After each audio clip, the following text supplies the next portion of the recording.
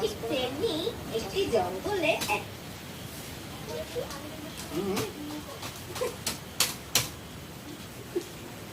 চালিয়ে দিয়ে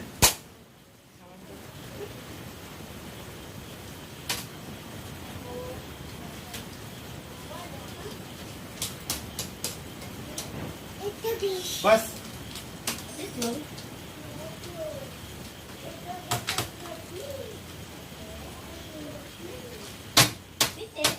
অনেক কষ্ট করে ভুট্টা চাষ করেছিল।